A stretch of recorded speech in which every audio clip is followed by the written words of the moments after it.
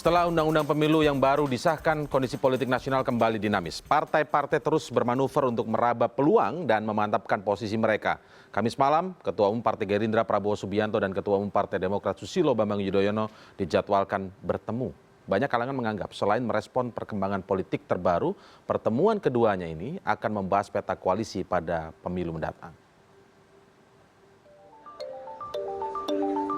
Peta politik nasional setelah disahkannya Undang-Undang Pemilu yang mensyaratkan ambang batas pencalonan presiden 20-25% yang memakai hasil pemilu 2014 menunjukkan sejumlah partai kembali bermanuver menempatkan posisi sejak awal pada pemilu mendatang.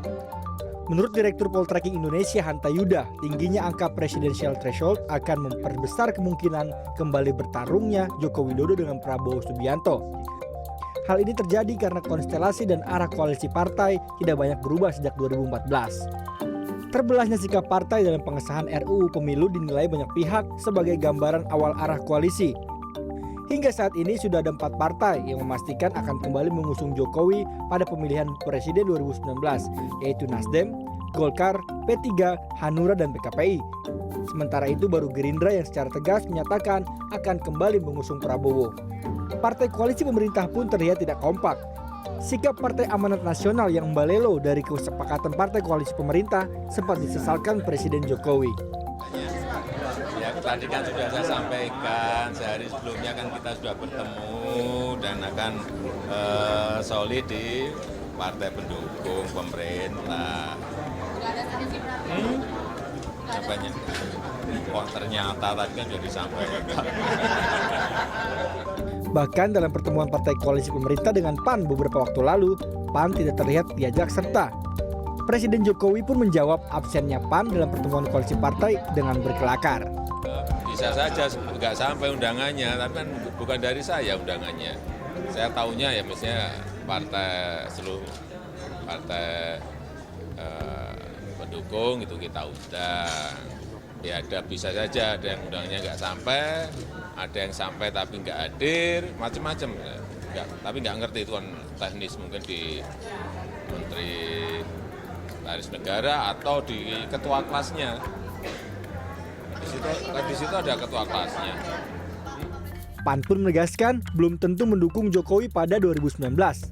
Hal itu misalnya disampaikan Ketua DPP PAN Yandri Susanto yang menyatakan tidak ada kata harus bagi kami untuk mendukung Jokowi. Namun pertemuan antara Prabowo Subianto dan Susilo Bambang Yudhoyono pada Kamis malam menambah spekulasi baru tentang kemungkinan peluang koalisi. Tetapi Hanta Yuda menyatakan melihat peta koalisi pada Pilpres 2014 dan Pilkada DKI Jakarta 2017 agak sulit kemungkinan SBY dan Demokrat bersatu mendukung Prabowo. Kalau membaca kemungkinan tren peta koalisi 2019 itu lihat 2014 saya setuju dengan Mas Indra satu. Yang kedua adalah lihat Pilkada DKI. Pilkada DKI ya, bisa tidak menjadi jauh acuan, beda ya? dari dua itu acuannya. Berangkat dari dua hal itu. Terakhir terkonfirmasi dari voting di Undang-Undang RUU Pemilu yang lalu, beberapa hari yang lalu. Paling sedikit kemungkinan akan ada 2 calon. Ya. Meskipun secara konstitusional dari angka perolehan suara ini bisa 4 pasangan sebenarnya. Tapi hampir kecil kemungkinan 4. Dugaan saya akan 2 atau 3. Jadi kalau ada salah satu, Pak SBY berhasil menarik salah satu dari PKB partai atau P3 ini, gitu, PKB atau dua-duanya bahkan. atau kedua-duanya, mungkin satu saya sudah cukup, itu mungkin akan terjadi 3 poros. Di Pilpres 2014 dan Pilkada DKI 2017. Pak SBY dan Demokrat memilih tidak mengambil salah satu sebagai poros penyeimbang, begitu ya. Paling mungkin terkuat peluang peta koalisinya dengan 20% ambang batas presiden 2 poros saja, bipolar. Kekuatannya ada 2 kutub Jokowi, kemudian Prabowo. Tinggal siapa nanti wakil-wakil wajah baru, siapa wakil Jokowi, siapa wakil Prabowo. Dan dengan masih tingginya elektabilitas Prabowo yang bersaing ketat dengan Jokowi, kemungkinan bergabungnya Demokrat akan terjadi jika partai ini bisa mengajukan calon wakil presiden atau Demokrat yang akan menjadi pemimpin poros koalisi ketiga seperti yang tergambar dalam peta koalisi Pilkada DKI beberapa waktu lalu. Budi Adiputro, CNN Indonesia. Silaturahmi antara SBY dan Prabowo dinilai sebagai langkah awal penjajakan koalisi politik dalam kontestasi 2019 nanti. Untuk berdiskusi dengan saya malam hari ini sudah ada di studio Supratman Andi Aktas yang merupakan politisi Partai Gerindra, lebih tepatnya anggota DPR RI ya, dari fraksi Partai Gerindra. Selamat malam Bang Andi, terima kasih sudah hadir. Malam. Dan kemudian Burhanuddin Muhtadi yang merupakan Direktur Eksekutif Indikator Politik Indonesia. Kita tersambung melalui saluran telepon. Selamat malam, Mas Burhan. Malam, Mas Indra. Baik, saya ke Mas Burhan terlebih dahulu. Ini Mas Burhan cukup terkejut tidak melihat jadwal pertemuan antara Susilo Bambang Yudhoyono dan juga Prabowo Subianto malam ini? Sama sekali tidak mengagetkan. Jadi ini implikasi dari keputusan pengesahan Undang-Undang Pemilu yang menurut saya sangat kontroversial terkait dengan presidensial threshold.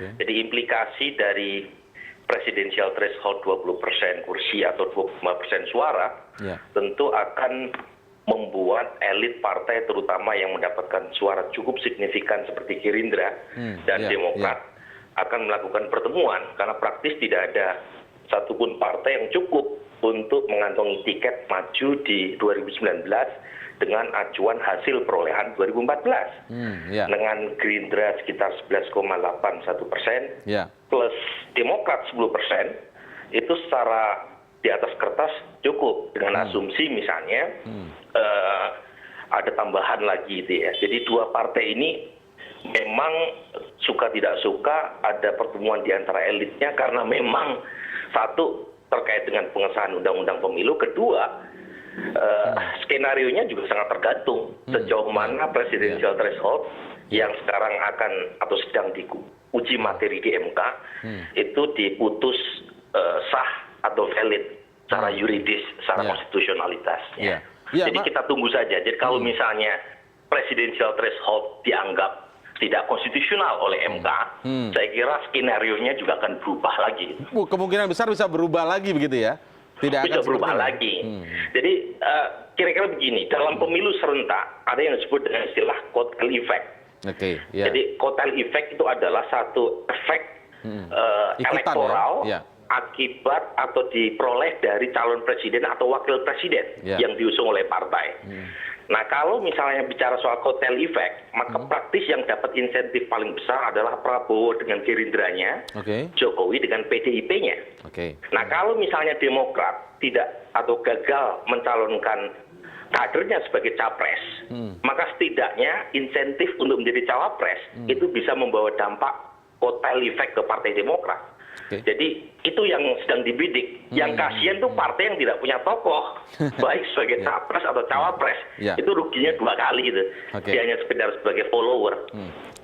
Baik. Sekarang saya ke Bang Supratman. Bang Supratman, kalau kita lihat ini masyarakat secara awam melihat dari luar ya, tiba-tiba setelah RUU Pemilu disahkan jadi Undang-Undang Pemilu, kemudian Gerindra salah satu yang walk out begitu kan, kemudian beberapa waktu kemudian di DPR juga dinamikanya Gerindra keluar dari pansus angket terhadap KPK dan sekarang malam ini tiba-tiba bertemu dengan Partai Demokrat. Ini seperti melihat bermodalkan pandangan yang sama dalam hal isu-isu politik dan kemudian seperti membentuk opini bahwa hak angket KPK itu sekarang isinya fraksi-fraksi pendukung pemerintah. Kemudian yang setuju threshold juga tentu saja fraksi-fraksi pendukung pemerintah. Nah, apakah ini sebuah benang merah sedang dibangun Gerindra untuk menunjukkan bahwa hal-hal kebijakan yang tidak populis ini Gerindra berada di luar dan menentang itu dan kemudian membangun koalisi dengan Demokrat? Saya pikir pertama malam ini bukan sesuatu yang terlalu istimewa ya bagi kita karena memang Pak Prabowo itu kan setiap saat itu selalu melakukan komunikasi politik dengan seluruh teman-teman partai politik yang lain. Jadi ini bukan kali pertama. Bahkan sebelum pengesahan RUU Pemilu kemarin itu juga ada pertemuan dengan 6 ketua umum partai politik yang ada kita lakukan bersama. Jadi termasuk Pak SBY di situ. Kebetulan waktu itu Pak SBY masih di luar negeri yang dihadiri oleh termasuk dengan ketua-ketua umum partai pendukung pemerintah ya, sebagian Pak Oso hadir, kemudian Pak Zulkifli hadir, Pak Romi hadir, Pak Muhaimin Iskandar hadir. Jadi ini bukan sesuatu hal, tetapi wajar saja kemudian publik melihat bahwa ini ada semacam benang merah kemudian menuju tahun 2019. Tapi bukan benang merah yang saya tanyakan tadi itu bukan benang merah, nggak terkait. Iya, saya rasa mungkin saja ya, tetapi bukan di situ poinnya bagi Pak Prabowo. Intinya Pak Prabowo selalu itu mau menyelesaikan sebuah, kalau ada masalah kebangsaan, mari kita selesaikan. Jadi pesan Pak Prabowo kan selalu begitu. Kita ingat bagaimana kemudian Pak Prabowo pada saat selesai pemilu presiden yang lalu kan datang dengan menunjukkan rasa hormat yang luar biasa kepada Pak Jokowi walaupun barusan bertarung. Jadi jiwa kenegaraan Pak Prabowo kan selalu begitu. Beliau selalu mau datang kepada orang dan itu ditunjukkan bahwa memang Pak Prabowo selalu menginginkan silaturahmi itu bisa berjalan sedemikian rupa. Tetapi benar bahwa ada beberapa kejadian penting yang menarik ke belakang itu, termasuk RUU pemilu kemarin, kita ada kesamaan soal itu.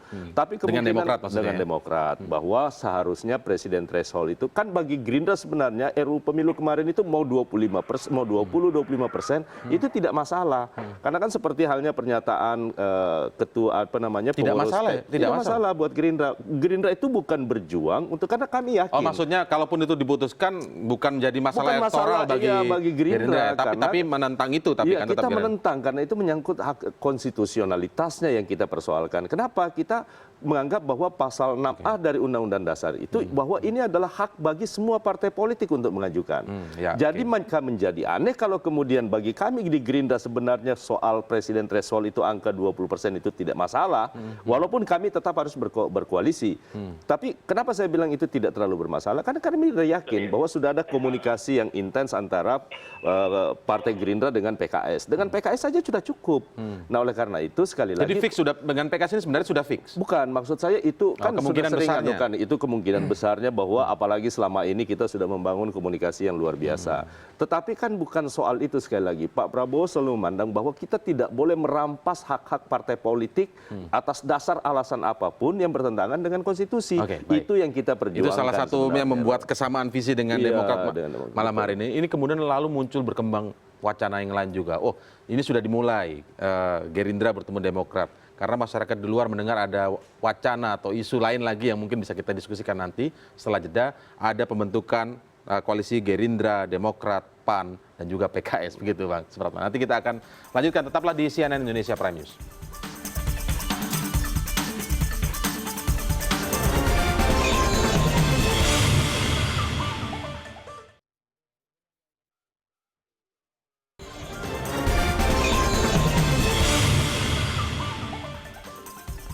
Sebelumnya ketika dianalisis apakah mungkin terjadi koalisi antara Susilo Bambang Yudhoyono sebagai ketua umum Partai Demokrat dan juga Prabowo Subianto sebagai ketua umum Partai Gerindra, disebutkan berdasarkan historisnya begitu, Mas Buran yang sudah hadir, saya perkenalkan dulu Mas Buran Mutadi sudah hadir di studio saat ini. Kalau di analisis sebelumnya secara berdasarkan pengalaman historisnya di 2014 kemudian Pilkada DKI yang lalu, tidak akan mungkin ketemu antara Prabowo Subianto dan juga Susilo Bambang Yudhoyono untuk berkoalisi begitu. Nah, malam ini makanya saya tadi bertanya apakah ini mengejutkan? Apakah memang faktor undang-undang pemilu ini mengharuskan mereka tidak punya pilihan untuk segera menjalin komunikasi lebih intens lagi sebelum menuju ke koalisi tentu saja? Memang Gerindra menjadi partai oposisi selama Presiden Susilo Bambang Yudhoyono menjadi orang nomor 1 di Republik ini. Tapi dalam politik tidak ada hal yang permanen kecuali kepentingan itu sendiri. Dan yang harus kita ingat di 2014 secara tidak langsung sebenarnya Pak SBY mendukung pasangan Prabowo dengan Hatta Rajasa. Secara tidak langsung. Meskipun secara formal saat itu Partai Demokrat yang dipimpin oleh Pak SBY tidak menjatuhkan pilihan kedua blok capres cawapres yang berlaga. Tetapi kita tahu bahwa secara tidak langsung ada Hatta Rajasa di sana yang notabene punya hubungan tidak sekedar secara politik, tapi juga ada hubungan keluargaan. Jadi menurut saya tidak aneh. Menurut saya ini pertemuan yang memformalkan status tanda kutip oposisi Partai Demokrat selama ini. Jadi meskipun Partai Demokrat sejauh ini selalu mengatakan sebagai penyeimbang, tapi secara substantif bahkan pada titik tertentu itu lebih oposisi ketimbang partai oposisi. Lebih oposisi daripada Gerindra misalnya. Dalam titik tertentu ya. Nah karena itu pertemuan Pak SBY dengan Pak Prabowo pada dasarnya memformalkan status politik opposition yang selama ini secara tidak langsung, secara substantif sudah diperankan oleh Partai Demokrat. Dan pemicunya ketemu dengan undang-undang pemilu yang menurut saya sepakat dengan Pak Supratman itu secara konstitusional patut dipertanyakan. Karena itu sekarang sedang diuji materi kan ya presidensial threshold. Jadi itu menurut saya yang menjadi pemicu pertemuan malam ini meskipun lagi-lagi sama sekali jauh dari mengagetkan. Ada yang sempat menyebutkan tadi bahwa selain undang-undang pemilu kemudian kontestasi di DPR lainnya itu pansus angket KPK dan lain sebagainya itu apakah juga menjadi hal yang membuat visi dari Demokrat Gerindra ini seolah bertemu dan berusaha mendorong opini bahwa ini seperti pansus angket, kemudian undang-undang pemilu yang disebut tadi secara logika publik atau logika konstitusional tidak pas gitu, ada threshold, bahwa yang mendukung itu fraksi-fraksi pendukung pemerintahan Jokowi. Gitu. Ya memang polarisasi dan blok politik itu sudah terbangun bukan saja sejak 2014, bahkan sebenarnya bisa ditarik mundur di Pilkada DKI Jakarta 2012. Nah 2014 sampai sekarang itu sekedar memperjelas gambar yang sebenarnya sudah terbentuk 2012. Nah kalau kita kait-kaitkan dengan isu-isu terkait dengan pansus KPK dan lain sebagainya, tentu saja ada kaitannya. Tetapi menurut saya itu lebih ke by accident ketimbang desain gitu ya. Desain utamanya 2019. Nah kalau bicara 2019 itu terkait dengan modal dasar dari masing-masing partai. Kita bicara Gerindra dengan 11,81%, kita bicara Partai Demokrat dengan 10%. Inilah partai dengan perolehan 3 dan 4 terbesar. Nah kalau misalnya 3 dan 4 bergabung secara matematika politik tentu sudah cukup untuk mengantarkan memenuhi target tadi 20% kursi. Sebenarnya kalau kita hitung kan kedua partai ini dan bukan hanya kedua partai, semua partai tidak terlalu banyak mendapatkan insentif tambahan karena partai yang tidak lolos PT 3,5% terlalu sedikit dibanding 2009. Jadi itu sebenarnya makanya yang saya sebut tadi yang kasihan itu partai-partai menengah kecil karena mereka sekedar jadi partai follower. Tapi ya salah mereka sendiri. Baik, kita lihat sekarang di layar saat ini adalah gambar terbaru atau kondisi terkini, situasi terkini di Cikeas. Prabowo Subianto, Ketua Umum Partai Gerindra, sudah hadir di kediaman dari Ketua Umum Partai Demokrat Susilo Bambang Yudhoyono. Terlihat sejauh ini masih elit-elit Partai Gerindra yang berada di sana disambut oleh elit-elit Partai Demokrat. Tadi sempat terlihat Didi Irawadi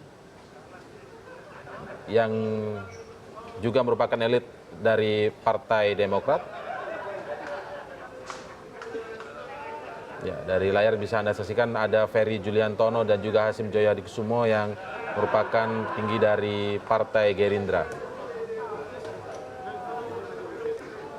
Dan ya, inilah kondisi terkini. Kita masih tentu saja akan menunggu nanti, tapi informasi yang kami dapatkan sejauh ini bahwa pertemuan antara Prabowo Subianto dan juga Susilo Bambang Yudhoyono rencananya akan berlangsung secara tertutup. Baik, Bang Supratman, saya ingin bertanya begini, apakah memang benar informasi yang kami terima ini, saya ingin mengklarifikasi, bahwa memang pertemuan ini memang sengaja diminta begitu oleh Pak Prabowo setelah Undang-Undang Pemilu itu disahkan dan ternyata ada threshold di sana? Jadi saya harus menyatakan sebenarnya ini tidak terlalu relevan ya soal siapa yang meminta dan tidak. Tetapi yang jelas kedua belah pihak yang saya pahami itu memang ada keinginan untuk bisa saling bertemu. Sudah lama digagas atau gara-gara undang pemilu setelah diketok? Sebelum undang-undang pemilu pun itu sudah disampaikan ya bahwa ada kemungkinan dan itu sudah dirancang kemarin untuk dalam rangka pertemuan 7 ketua umum partai politik bersama-sama dengan dengan partai-partai pemerintah ya, koalisi pemerintah. Itu kan sebelum diketuk RUU pemilunya. Ya, sebelumnya. Tetapi sekali lagi bahwa itu ada keinginan bersama. Bagaimana kemudian kita membangun sebuah membangun bangsa ini dalam pikiran-pikiran yang sama. Kemudian bisa menyelesaikan sesuatu hal dan berkontribusi terhadap bangsa dan negara, itu sebenarnya pokok-pokok pikiran yang kemarin kita sempat bicarakan. Tetapi intinya sekali lagi bahwa apa yang disampaikan oleh Mas Burhan tadi bahwa ini soal 2019 bagaimana kemudian partai ketiga dan keempat terbesar ini kemudian bisa berkoalisi, itu sah-sah saja. Di prakondisi ke sana itu tidak salah juga kalau itu disebut. Tetapi sekali lagi bahwa terlalu dini, ini kan Belanda masih jauh nih. Terlalu dini. Apakah kalau benar kemudian, terlalu dini? Ya, Apakah terlalu benar dini terlalu karena dini? sekali lagi kan tentu koalisi ini harus dibangun bukan hanya sekedar Gerindra dan Demokrat, tetapi bagaimana kemudian memperluas seluruh kepada seluruh partai-partai yang selama ini tidak bersama-sama dengan pemerintah. Ada PKS, kemudian juga tidak menutup kemungkinan dengan bersama dengan PAN. Kan intinya Partai Gerindra sekali lagi saya katakan satu-satunya partai di luar koalisi pemerintah yang dengan siapa saja dia bisa mencalonkan. Nah, intinya saya ingin katakan bahwa saya ingin flashback sedikit ke RUU Pemilu. Bahwa RUU Pemilu itu memang sebenarnya dari awal desain pemerintah itu bersama koalisinya itu mau melahirkan capres tunggal. Itu sebenarnya kenapa kemudian ini terbangun komunikasi yang begitu, karena ada desain yang dilakukan oleh pemerintah bahwa dan itu terbukti di dalam norma undang-undang penyelenggaraan pemilu itu ada normanya mengatur capres tunggal tadi. Tetapi ini kemudian menjadi gagal total itu setelah kemudian Fraksi Amanat Nasional itu menarik diri dari koalisi yang tadi. Nah, oleh karena itu sekali lagi Koalisi dalam undang-undang pemilu itu maksudnya? undang-undang pemilu. Nah, itu yang akhirnya melahirkan sebuah bahwa ini bisa bahaya kemudian sistem tatanan demokrasi kita kalau kemudian sudah ada pihak-pihak yang berpikir bagaimana kemudian melahirkan capres tunggal. Setidak-tidaknya, kalaupun tidak capres tunggal, akan melahirkan capres boneka. Nah, itu sebenarnya yang menjadi problem kita pada saat pembahasan RUU penyelenggaraan pemilu tadi. Saya ingin minta Anda menjelaskan lebih lanjut desain capres tunggalnya seperti apa, kemudian menjadi buyar desain itu gara-gara PAN keluar. Ini maksudnya seperti apa? Gambarnya, letak desainnya di mana? Jadi gini, untuk pertama kalinya dalam Undang-Undang Penyelenggaraan Pemilu, norma menyangkut capres tunggal itu baru pertama kali ini terjadi. Nanti di dalam Undang-Undang Penyelenggaraan Pemilu yang sekarang. Dan normanya itu sudah ada. Walaupun memang itu sangat ketat. Bahwa kalau dalam 2 kali masa perpanjangan pendaftaran itu ternyata tidak ada calon lagi yang tetap mendaftar, tidak memenuhi syarat, maka kemudian calon yang satu ini bisa pemilu tetap diselenggarakan dengan satu calon tunggal. Itu artinya bahwa memang sudah ada pikiran untuk calon capres tunggal. Dan ini yang kita tentang sebenarnya. Walaupun tapi Lalu pengaruhnya PAN kemudian ketika ikut walkout kemudian buyar kita desain bisa itu bayangkan di mana kalau kemudian perannya? kita bisa bayangkan kemudian kalau ternyata tinggal 3 partai yang berada di luar Gerindra, Demokrat bersama dengan PKS. Oh, oke. Kemungkinan ini kan penguasa dengan segala sesuatunya dia bisa melakukan apa saja. Dia bisa melahirkan katakanlah mungkin akan jauh lebih mudah melahirkan calon dari fraksi tertentu dan itu akan lebih mudah untuk dalam kontestasinya memenangkan itu. Dan itu bisa saja lahir. Nah, oleh karena itu sekali lagi Katakanlah ketika itu misalnya 3 tanpa PAN ya katakanlah tanpa PAN misalnya tetap waktu itu ikut setuju dengan undang-undang pemilu, tidak walk out. Kemudian tinggal 3 artinya Gerindra, PKS dan Demokrat. Apakah tidak bisa ikut bertarung mencalonkan? bisa saja tetap. Bisa saja, tetapi kan tidak menutup kemungkinan Gerindra bisa ditinggal dalam pengertian bisa saja dengan desain tertentu. Karena normanya sudah diatur. Norma pengaturan Tapi capres desain tunggal itu tertentunya ada. Anda belum mengetahui seperti Ya, apa kita kira-kira. belum tahu. Ini kan soal kenapa tiba-tiba ada kemudian desain menyangkut norma, menyangkut capres tunggal. Itu yang tidak boleh sama sekali sebenarnya Gini, dilakukan. Mas Burhan. dalam hal ini kita harus berkaca dari pengalaman Pilkada 2015. Oke. Pada saat itu ketika Pilkada serentak dilakukan dan ada calon tunggal Yang 2015 ini ya? 2015. Termasuk juga yang kemarin, Pilkada yang DKI. terakhir 2016, yang serentak, yang yang serentak, iya. oke. Kita tahu bahwa ada beberapa wilayah yang calonnya tunggal dan sempat terjadi kekagetan. Kok bisa? Karena memang presidennya belum ada. Nah, dalam konteks itu kadang-kadang kita harus bisa memaklumi sebagai lawmaker mungkin segala cara meskipun itu kecil kemungkinannya dipersiapkan normanya. Meskipun lagi-lagi Ini sudut pandang yang Sudut lain ya, pandang bahwa, lain. bahwa disediakan norma Betul. itu untuk tidak ada kekosongan jadi hukum maksudnya. tidak dalam pengertian semata-mata bahwa ada desain untuk membuat Tapi, capres Mas Burhan, tunggal. tapi, Mas Burhan, Tetapi saya ingin- kalau misalnya itu terjadi harus disiapkan karena lawmaker itu harus mempersiapkan dari 8 penjuru mata angin jika itu terjadi.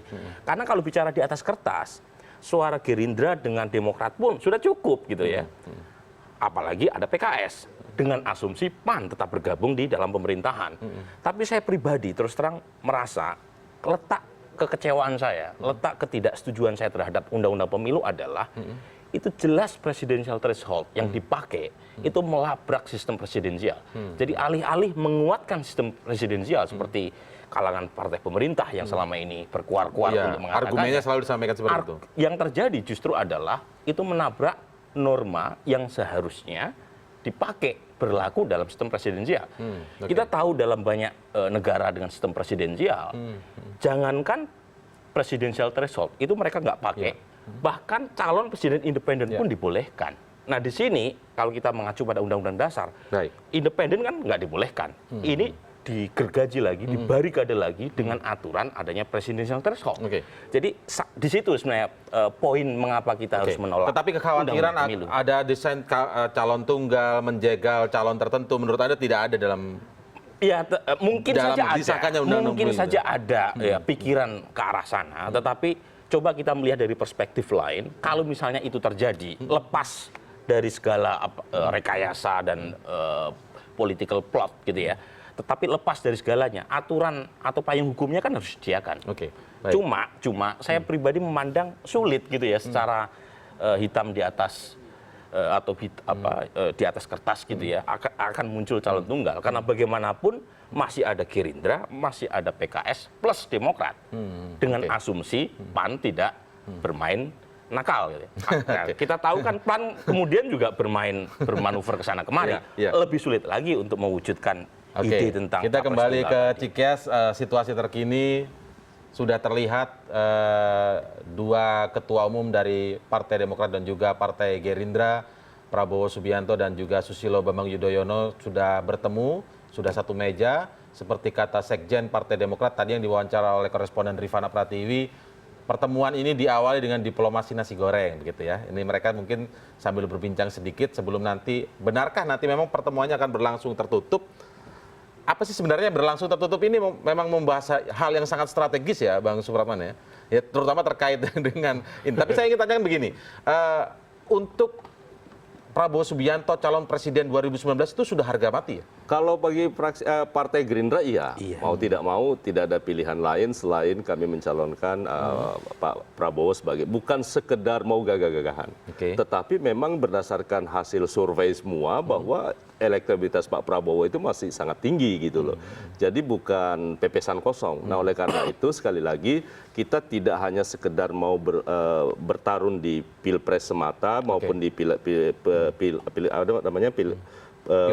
pileg, tetapi intinya bagaimana kemudian sekali lagi bahwa memang tokoh-tokoh yang diinginkan oleh publik itu bisa lahir kembali dan untuk bisa bertarung dalam konsentrasi pilpres yang akan datang.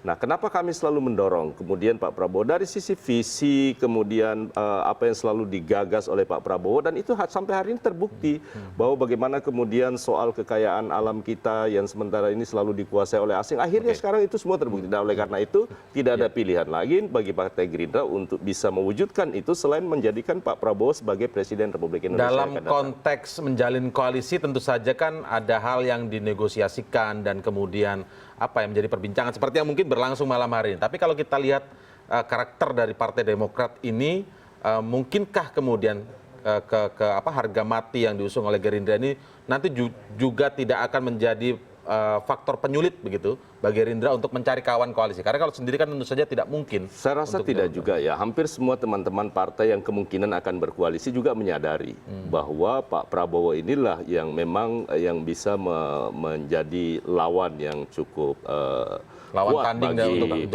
Joko Widodo dibandingkan dengan kader partai-partai yang lain. Nah, soal pilihan-pilihan yang lain kalau ternyata koalisi ini memang benar-benar ada, nanti kan itu akan dibicarakan secara lebih matang di kemudian hari lah. Kira-kira begitu Mas. Oke, Mas Burhan, bagaimana apakah memang mungkin kali ini Demokrat lebih mungkin bisa mengalah untuk menjadi cawapres, katakanlah seperti itu? Atau tidak, memang dia menyadari mengukur diri tidak mungkin ada tokoh saat ini yang untuk dimajukan sebagai 01 ya atau capres ya? Begini, dalam politik pertemuan di depan layar, di depan kamera, itu hanya mengungkap mungkin 20% dari 100% yang dibicarakan di belakang layar. Jadi off air-nya jauh lebih genuine, jauh lebih clear ketimbang apa yang kita di belakang layar, di balik layarnya ya. Betul. Jadi inilah dramaturgi politik yang menurut saya kalau kita kaitkan dengan pertanyaan Mas Indra tadi, pertemuan malam ini masih tanda koma, belum tanda titik, Oke. belum full stop. Full stopnya adalah menunggu sejauh mana Mahkamah Konstitusi sebagai majelis tahkim itu memutus gugatan uji materi terkait konstitusionalitas presidensial threshold.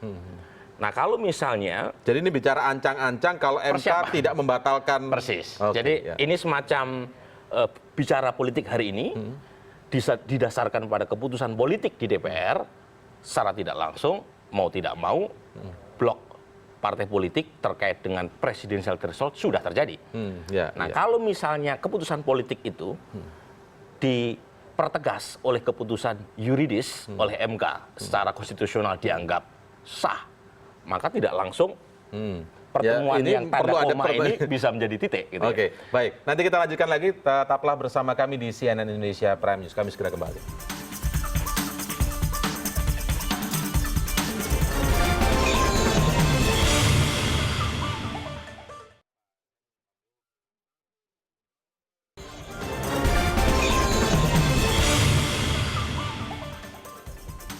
Saat ini masih terus berlangsung begitu pertemuan antara Ketua Umum Partai Gerindra dan juga Ketua Umum Partai Demokrat Susilo Bambang Yudhoyono dengan Prabowo Subianto. Nah kalau katakanlah kemudian kita mencoba sampai pada tahapan di MK. Sudah artinya tidak dibatalkan begitu ya. Katakanlah seperti itu. Artinya 20% tetap berjalan. Persis. Nah kan kemudian akhirnya bicara siapa pendamping siapa begitu kan. Kalau tadi Gerindra bilang tentu saja Prabowo Subianto untuk Gerindra itu harga mati paling tidak sampai sekarang ini begitu ya. Apakah kemudian Demokrat tadi juga sempat singgung sekjennya ketika diwawancara koresponden kami di sana bahwa ada tokoh yang dimiliki Demokrat yakni AHY, dia sebutkan itu berulang kali AHY, Agus Harimurti yang kami sebut AHY begitu ya, mereka mengatakan diajak berkeliling Nusantara dan sambutannya luar biasa begitu. Nah, dari kacamata Anda sendiri kalau misalnya duet ini benar-benar terjadi, apakah kemudian menjadi sebuah keuntungan paling tidak gambaran sekarang ini secara elektoral, dan bagaimana dampaknya dengan partai-partai yang mungkin juga ikut bergabung begitu seperti PKS dan kemungkinannya ini kita bicara kemungkinan PAN ada di sana. Ya kalau dilihat dari sisi background tentu tidak saling melengkapi karena Pak Prabowo berasal dari latar belakang militer. Kemudian AHY juga berasal dari latar belakang militer.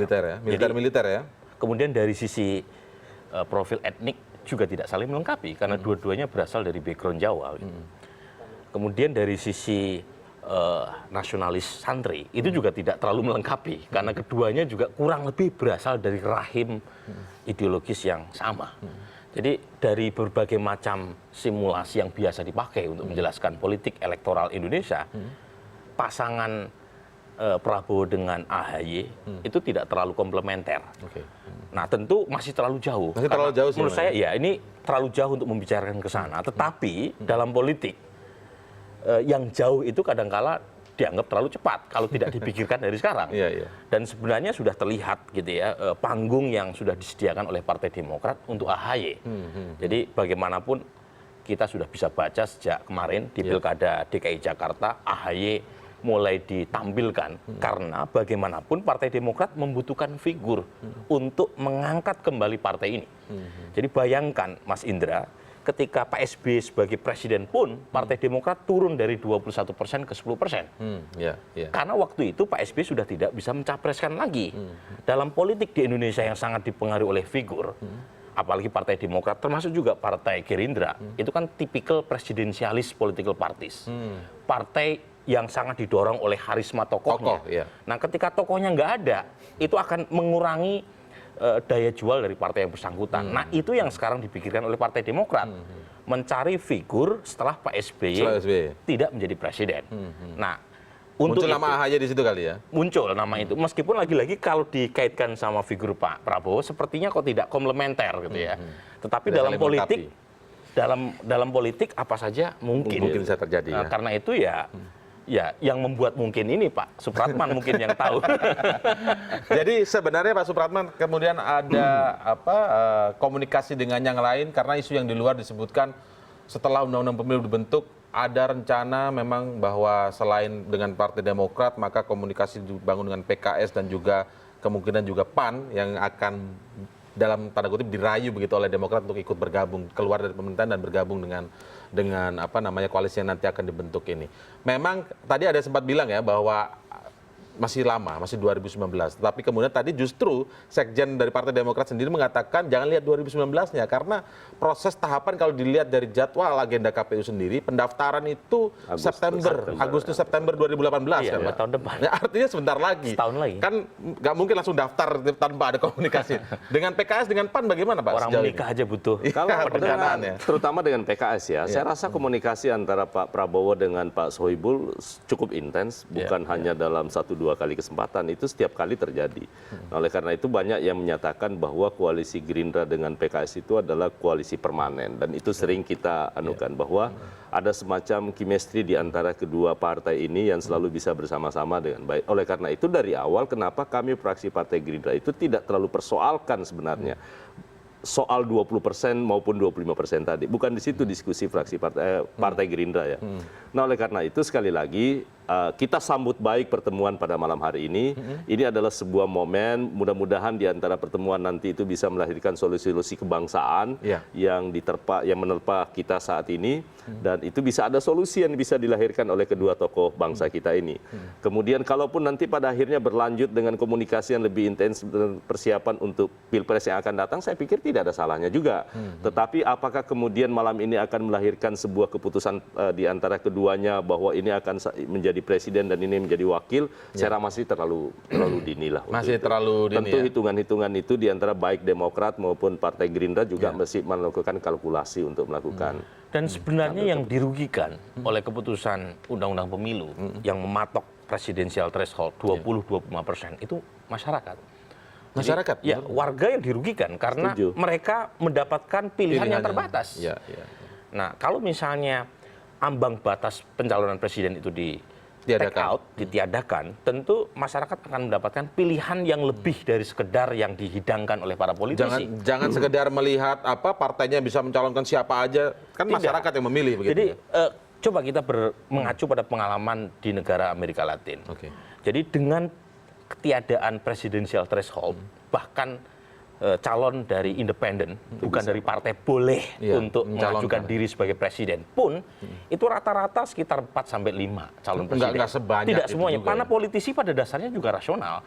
Kalau misalnya peluang untuk memenangkan pentas pencalonan kecil, kasus Meksiko itu cuma ada 4 calon presiden, kasus Kolombia cuma ada 5. Padahal itu dibuka kerannya lebar-lebar. Dibuka lebar-lebar. Jadi politisi juga tidak seperti halnya mereka yang mendapatkan tiket kemudian langsung dipakai. Kalau misalnya peluangnya nggak ada, ngapain memaksakan? Tapi kan Presiden Joko Widodo mengatakan bahwa dengan 20-25% ini langkah yang sudah maju. Kalau tanpa threshold berarti langkah mundur dalam sistem presidensial. Jadi langkah mundur harus dilihat dari perspektif mana. Gitu.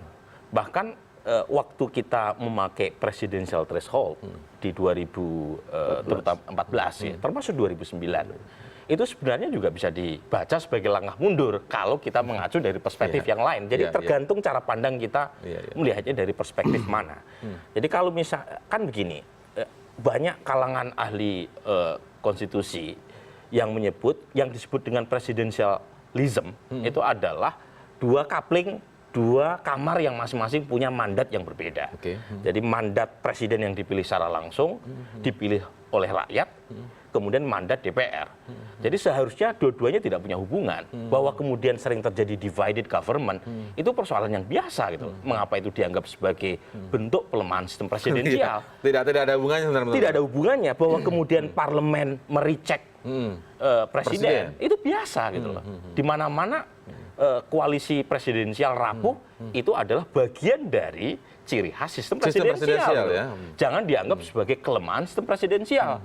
Karena presiden dipilih langsung punya mandat, DPR dipilih langsung punya mandat.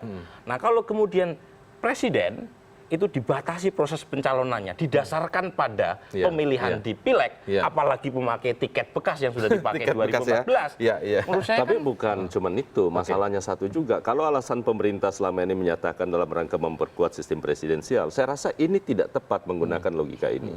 Siapa yang menjamin koalisi yang terbentuk sekarang itu kemudian di pilpres yang akan datang mendapatkan kursi, mendapatkan suara yang sama. Selain ataupun jangan kalau mendapat suara yang sama, kalau kan tidak menutup kemungkinan ada partai nanti justru tidak mendapatkan Ya, kursi. maksudnya ketika mencalonkan menjadi calon presiden dulu dukungannya sekian persen karena pakai 2014. Betul. Tapi ternyata pas Ada. sudah terpilih jadi presiden, hasil pileknya juga baru, Berbeda angkanya hasilnya gitu. Karena faktor kuota selain tentu saja faktor kesetaraan, kan kasihan partai baru.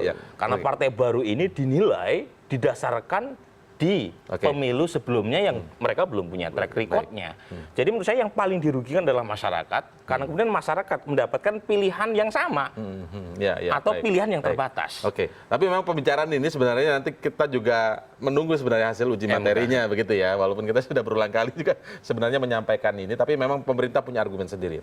Dan MK pernah menolak uji materi terkait dengan presidensial threshold. Jadi apa yang kita utarakan, kita bicarakan di sini pernah ditolak juga oleh MK. Pernah ditolak juga. Baik. Tapi sebelum kita lanjutkan perbincangan, kita akan lanjutkan dialog ini. Kita perbarui dahulu informasi seputar pertemuan antara SBY dan Prabowo. Kita sudah terhubung kembali dengan Nur Aspasya di sana. Sisi, selamat malam. Jadi bagaimana perkembangan informasinya di sana saat ini? Apakah memang benar informasinya pertemuannya berlanjut secara tertutup atau tetap mereka akan berbincang santai di tempat makan yang seperti kita saksikan bersama-sama saat ini?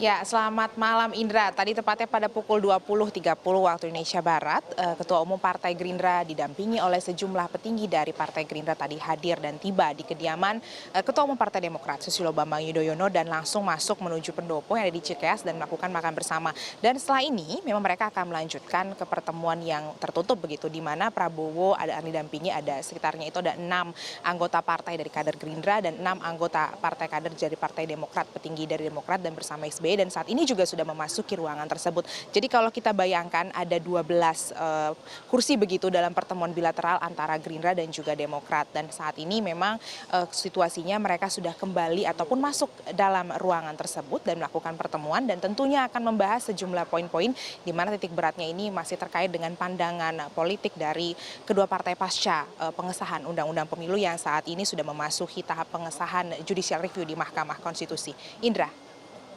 Ya, baik. Apakah Anda berhasil mengumpulkan informasi mungkin dari sejumlah elit kedua partai di sana? Apa sebenarnya goal malam hari ini? Apakah memang hanya kemudian membahas tentang undang-undang pemilu yang baru saja disahkan? Karena kalau melihat ini sebenarnya kan ranahnya sudah dibawa ke MK. Dua partai menyatakan mendukung adanya uji materi terhadap undang-undang pemilu ini di Mahkamah Konstitusi. Tetapi dengan pertemuan ini apakah ada goal lain sebenarnya? Seperti misalnya kemungkinan membangun sebuah koalisi yang disebut-sebut tadi oleh sejumlah pihak sebagai poros baru begitu antara Gerindra dan juga Demokrat atau seperti apa sebenarnya, Sisi? Ya Indra, baik itu baik kader dari Partai Demokrat ataupun Gerindra, mereka sepakat bahwa kalau seandainya ini mengarah kepada runningnya atau kampanye Pilpres 2019 memang masih terlalu cepat untuk mengatakan ada koalisi baru begitu. Mereka lebih sepakat untuk kemudian membicarakan titik berat apa opsi kemudian jika presidensial threshold yang saat ini sedang di judicial review di MK, maksud saya saat ini sedang diuji begitu, apakah ditolak ataupun diterima begitu, di mana akan ada tercipta sebuah opsi-opsi politik untuk kemudian mencapai angka 20 hingga 25% atau kemudian komunikasi tentu akan lebih liar jika kemudian tidak uji tersebut ditolak dan kemudian ada banyak sekali calon yang bisa diajukan dengan adanya ditolaknya dari pengesahan undang-undang pemilu itu. Dan kemudian mereka juga mengatakan juga tidak ingin terlalu bermimpi begitu untuk mengiming-imingi atau menawarkan sejumlah koalisi komunikasi politik yang lebih intens yang memang terus ini proyeksinya untuk kaitannya dengan kampanye ataupun runningnya di Pilpres 2019. Keduanya masih ingin melihat ke depan begitu apa yang akan terjadi opsi tersebut jika diterima ataupun ditolak. Tapi tadi kami melihat adanya pertemuan baik itu dilakukan oleh Prabowo, kedatangan Prabowo juga sangat santai menyapa kami para awak media begitu dan kemudian tidak ingin memberikan suatu pernyataan yang terlalu berbau politik saat ini. Prabowo masih santai memasuki Cikeas, kemudian tadi juga kami lihat salaman dengan Susilo Bambang Yudhoyono juga tampak tidak ada tendensi ataupun tensi-tensi politik yang begitu tinggi begitu, apalagi ketegangan menghadapi Pilpres 2019. Tapi Indra masih terus kita tunggu apa kemudian pernyataan baik itu dari pihak dari Demokrat selaku tuan rumah ataupun pihak Gerindra yang diundang saat ini, apa kaitannya dengan Pilpres ataupun kemudian dengan pandangan politik mereka terhadap undang-undang pemilu. Indra. Baik, untuk memastikan saja Sisi, singkat saja, apakah memang nanti kedua ketua umum dari Partai Gerindra dan juga Partai Demokrat ini setelah melakukan pertemuan secara tertutup kemudian akan menggelar pernyataan pers begitu? Ya Indra, betul sekali. Mereka setelah menggelar pertemuan tertutup akan kembali lagi menyatakan sebuah pernyataan atau konferensi pers terhadap awak media untuk kemudian kita tunggu tentunya poin-poin apa saja yang akan atau yang sudah dihasilkan dalam pertemuan tertutup yang saat ini sedang berlangsung di Cikeas. Indra. Baik, kita nanti akan kembali ke Anda. Terima kasih Nur Aspasya yang melaporkan langsung dari Cikeas, Bogor, Jawa Barat. Dan tetaplah di CNN Indonesia Prime News, kami masih akan segera kembali sesaat lagi.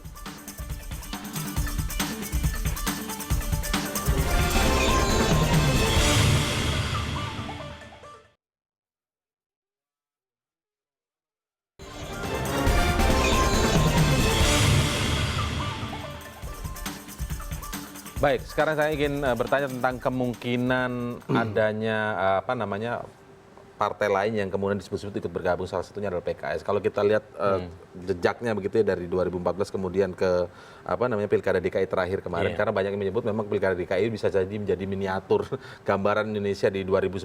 Nah, di DKI PKS mau bergabung dengan Gerindra, tetapi di situ kita lihat memang bukan PKS yang ditempatkan untuk bersama dengan calon dari Gerindra. Justru dari Gerindra sendiri waktu itu menjadi calon wakil ya untuk DKI ya. Betul. Kalau sekarang ini kemudian PKS menjadi partai yang ikut saja, sekedar ikut saja. Menurut Anda ini bagaimana posisi PKS kira-kira? Apakah memang dalam konteks kali ini politik kali ini tuh memang akan ikut Gerindra terus saja atau bagaimana menurut Anda? Ya tentu karena proses pemilihan dilakukan secara serentak. Secara tidak langsung sebenarnya semua partai bukan hanya PKS berkepentingan ada kadernya yang masuk dalam spotlight entah sebagai capres atau cawapres. Karena itu secara empirik terbukti mengangkat suara partai. Jadi dalam pemilu secara serentak capres yang maju dalam perhelatan pemilu yang dilakukan pileg dan pilpres secara bebarengan itu cenderung mengangkat partai yang berlaga. Nah kalau misalnya PKS tidak atau mengajukan kadernya baik sebagai capres cawapres, tentu dampaknya ke perolehan suara PKS. Makanya saya pribadi tidak terlalu antusias mendukung pemilu secara serentak, karena tadi asumsi saya sama. Ketika dilakukan secara serentak, maka konsep sistem presidensial yang terpatri dalam konstitusi itu terdegradasi. Jadi kalau dilakukan secara terpisah, itu kan ada mekanisme checks and balances. Kalau dilakukan secara serentak, maka capres-cawapres itu yang lebih dominan ketimbang partai politik. Ini the death of political party sebenarnya kalau dilakukan secara serentak. Karena suara partai itu ditentukan oleh capres yang mereka kandidat usung. Diusung ya. Nah, ini yang terjadi dalam konteks pemilu di Brazil. Jadi pemilu Brazil itu suara partai berubah-ubah. Karena tergantung capresnya itu populer atau enggak. Jadi capres, ya. Nah kalau kemudian PKS nggak punya calon, alih-alih sebagai capres, sebagai cawapres juga enggak. Itu ruginya dua kali. Pertama dia memberikan dukungan untuk menggenapi koalisi. Yang kedua tadi tidak berdampak bagi partai. Kalaupun toh ada kecil, kalau mereka tidak punya tokoh yang disodorkan dalam kertas suara di Pilpres. Karena bagaimanapun yang dilihat adalah ketika bicara Pak Prabowo, itu bukan partai-partai koalisinya. Pak Prabowo adalah ikon dari Partai Gerindra. Tapi untuk misalnya kalau cawapres bisa ngefek juga ke partainya? Tidak. Kalau kita lihat di pengalaman negara-negara Amerika Latin tidak terlalu besar juga efeknya. Jadi capresnya memang yang dilihat. Terutama dari partai mana termasuk gitu juga ya? pengalaman di pilkada-pilkada kita. Yang punya dampak secara elektoral itu adalah calon gubernurnya, calon bupatinya. Calon wakilnya mungkin punya dampak kalau kompetisinya sangat ketat. Gitu. Nah dalam pemilu 2014 kemarin, dengan segala hormat kita harus mengatakan kontribusi dari Pak JK kuat untuk memenangkan karena pertarungan ketat gitu, terutama dari segmen pemilih di Indonesia bagian timur. Jadi kalau misalnya ketat maka wapres itu jadi penting. Cawapres jadi penting. Nah, makanya menurut saya lebih baik gitu ya kalau boleh kita berharap majelis hakim di MK atas nama tadi konstitusionalitas bahwa PT itu layak untuk kita ragukan basis konstitusionalitasnya dan yang paling penting adalah atas nama kepentingan masyarakat agar mendapatkan pilihan yang lebih beragam, menu yang lebih menjanjikan di atas jamuan meja itu ya lebih baik terima saja ujian. Baik, pertemuan malam ini kan tadi terlihat cukup hangat, seolah memang akan terjalin sebuah koalisi yang ini pandangan masyarakat nih Pak, koalisi yang mungkin bisa akan menjadi penanding dari petahana Joko Widodo yang dipastikan oleh 3 partai paling tidak ya pendukungnya akan calonkan menjadi calon presiden 2019, paling tidak seperti itu. Kan pertemuan terkesan hangat dan lain sebagainya. Tapi mungkinkah Pak Gerindra kemudian punya langkah alternatif atau langkah cadangan lain? Karena ini kan sedang diuji materi di MK. Ketika itu menjadi tanpa ambang batas, apakah tetap membutuhkan seperti Demokrat, kemudian PKS, PAN? Kita akan jeda terlebih dahulu ya. Kita akan lanjutkan setelah jeda berikut ini.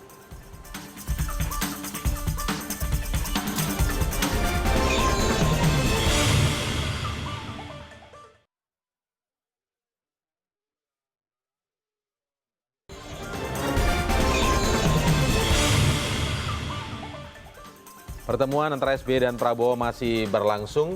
Apakah ini tadi kalau disebutkan oleh Mas Burhan ini masih tanda koma begitu ya? Nah, pertanyaan saya langsung ke Gerindra nih.